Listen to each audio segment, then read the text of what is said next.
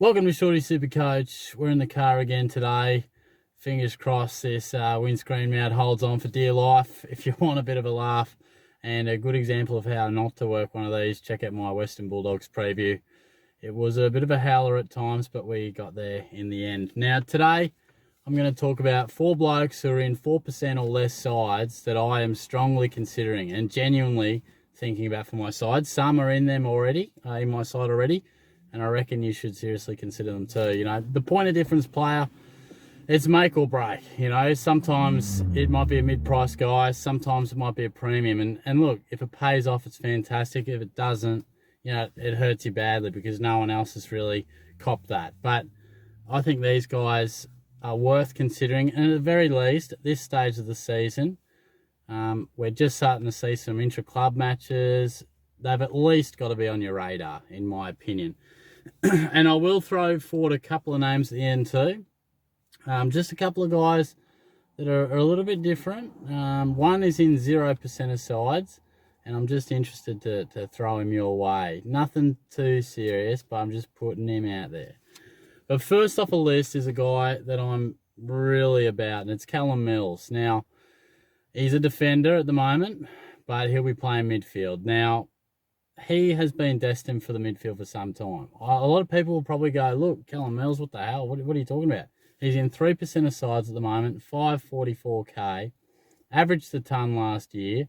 So he broke out last year, but off a half back line. But this bloke is born for the midfield. When he was drafted, number 3 pick, insane numbers at under 18 level, you know, clearances, contested possessions, tackles. He was drafted as a mid. Now, due to the coaching, due to the team structure, development, he's found himself on the back line and probably for a year or two longer than, longer than we probably expected. We probably thought he'd graduate to the midfield a bit earlier. At least I did, but he's not a half-back flanker. You know I harp on about when guys get midfield time and, you know, look at them now sort of thing, but that's what the game's about. If players get more time around the ball, that's where the points are to be won. I ran through it in the midfield video the other day. I think it was like, of the top 18 scorers, I think 15 were mids, a couple were rucks, and Jake Lloyd. So, you know, midfield is what it's about. If you can get a look in there, you can score big. And Mills can clearly score as a defender. You know, intercepting is really good, but he can now be a big-bodied mid. You know, Josh Kennedy, Luke Parker, move aside. It's time for this guy to really step up. I've mentioned about Heaney before. Heaney just is struggling through this pre-season. I know he played in the match sim the other day, but the jury's still out on whether he makes that move into the midfield yet, or if they just are in love with him as a forward. You know, I feel as if Mills, the direction is, it's already been said, they want him in the midfield now, and for me, I'm seriously considering him. You know, you would have seen my team vid the other day. He wasn't in there just yet, but I'm liking him more and more. You know, he was drafted as a mid. He belongs in the midfield. He's a good size. He's clearly good overhead now. I reckon we could see some serious numbers. Now, another bloke who was drafted really, really high, 2% of sides, you'll find him in the forward line, 392k, is Cameron Rayner. Now, this, on the surface, could be a bit of a suck-in sort of deal. You know, oh, he's playing mid, yeah, he's playing mid, whatever. But again, he is a midfielder playing as a forward. It's part of the journey. You know, sometimes it happens when these young guys, they're either in a good side or they've got to develop areas of their game. And for him, it was his tank. You know, Brisbane have a strong midfield, but he probably didn't have the tank to go through there. So I feel as if, like, as a junior, he was a bull, you know, a goal-kicking mid and a really dangerous player. You don't go number 1 for nothing. But the Lions haven't been able to unleash him just yet because of the fitness and because of opportunity. You know, they've probably had other guys stepping up. But the word is, and the match simulation and all that, it suggests the time is now. And I'm seriously considering him. I know on the surface it could look like a bit of a trap. And if it goes pear-shaped, yeah, I could be spewing. But you look at the midfield, Neil's going to be in there all day, every day. You got McCluggage more out on a wing. You got Lyons, yeah, he's consistently in there. But otherwise, you know, Zorko's going to step aside. Berry might play in there a bit. But Brisbane do have a quality midfield. But I think they need a guy like Rayner in there too. And they've drafted him to do that at some stage. It's got some Petrarca vibes, you know, a guy who didn't quite have the tank, played forward, you know, dying to get in the midfield. I'm starting to think about it. I really am. And you've just got to have him on your radar, I think, because these blokes, yeah, year upon year, they might not reach expectation. You know, we might have talked about him last year, and Petrarca we talked about for 3 years.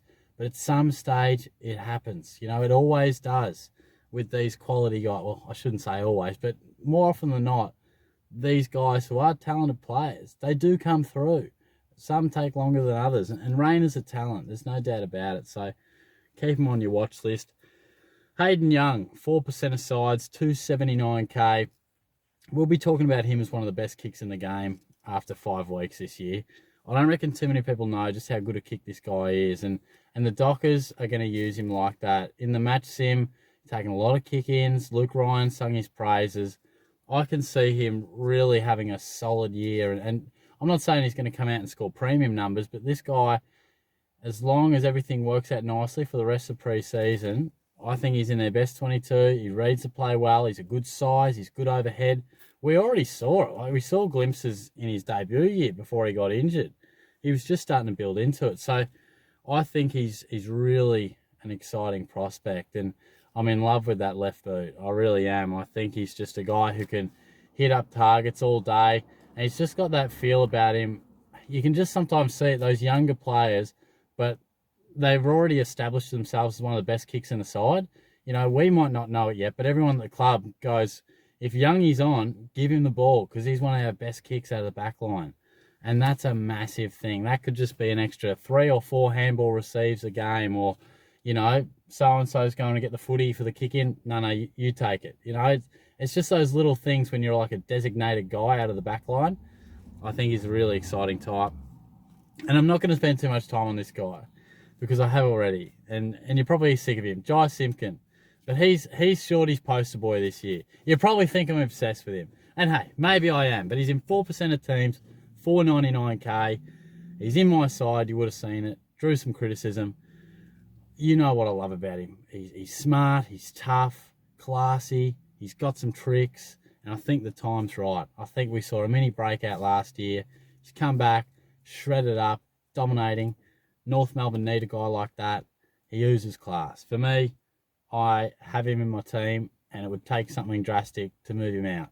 I really want to go with him, even though it's a tad risky. But we'll see how that one fares, probably in 6 or so weeks into the season. And look, they're my 4 guys. I really think you could consider them. I seriously think they are. They're not traps. They're you know, at some stage they may prove to maybe not be as good as we had hoped. Time will tell. But at this point in time, you've got to be thinking about him, in my opinion. A couple of guys I want to mention. And these 2 guys, how do you phrase it? If they're in the best 22, I think they're pretty good picks. Well, at least the first guy. Second guy, a bit speculative. Paddy Dow. Oh no, don't turn off just yet. I know I pumped him up last year. 5% of teams, 202k. So much less risk this year. He's cheap. You know, last year I talked him up and it was a bit riskier, because I feel like off the top of my head he was like early 300s. Bit more awkward. He dominated the intra-club the other day. And at this stage, I reckon he still has to fight in the best 22. That's the thing. I don't reckon he's best 22 right now. But he's doing everything he can. And I think, put it this way, that there are inside midfield positions, and if he has a good enough pre-season and impresses the coaches enough, he'll get one. And he can explode out of the stoppage as well. Like, they enjoy that he's got some breakaway speed. I don't reckon he's best 22 right this second, but if he continues to impress and he gets into the side, I reckon he's a good pick. I'm not going to sit here and go, Paddy Dow, 202k, he's definitely in that engine room for the Blues, look out, he's on fire. I still reckon he's got to bang the door down over the next 4 or 5 weeks. But if he does, he's bulked up, he looks better. Again, he's a former high pick. He is a bit maligned at the moment. And yeah, he's probably not the best kick in the world, but he can win the footy. He can win the footy. And at 202k, I really think he can average 80. I really do. He's going to handball a bit more than he kicks and this and that, but he can win the ball. So let's just wait and see. And this one will throw you. 0% of sides. And I'm not saying pick him. I'm not. If anything, it's more of a Supercoach draft selection. But at Shorty Supercoach, we like to throw a couple of names out there. You know, you can read your Herald Sun and this or that, and they'll tell you the same boring shit every single day. I mean, I could write that piece. Harry Schoenberg. However you say it. That's how much I know about this kid. I can barely pronounce his name. He's a forward, 315k. And like Dow, I think there are midfield positions available for a guy like him. But at the moment, he's probably outside the best 22. But I watched him last year because I think I had him as a rookie. So you watch a guy a bit closer. He knows his way around a stoppage. He's a big nuggety type of guy. And again, they like the way he's come back and they see him as an inside midfielder. Again, you've got... Haitley's come to the club. Laird's playing inside. Miller is talking about midfield. You know, Crouch goes. Like, there's a lot going in to Adelaide's midfield. There's a lot of talk. Who's actually going to have the spots? We'll have to wait and see. But this one, I reckon, could just catch your mates off guard late in Supercoach draft night, where everyone's scratching around, wondering who they're going to pick for their last forward guy, and you can just pluck him out. And again, a bit like Dow, I'm not sort of saying, sitting here, that he's going to be averaging huge numbers. But if he gets into the team, I reckon he can just have a good year. And I don't know what a good year looks like in terms of Supercoach points, but I just reckon he can be a good foot soldier. You know, I can see him averaging in the 80s if he does get consistent games. He could just as easily play most of the year in the sample if he doesn't quite get it right. But he's a part of a sort of a next generation sort of setup at the Crows that are trying to bang the door down.